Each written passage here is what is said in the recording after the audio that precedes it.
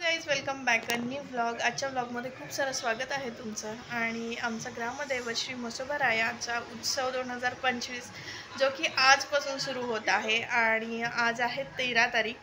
तर गाईज दरवर्षीप्रमाणे यावर्षीसुद्धा उत्सव खूप जोरात होणार आहे.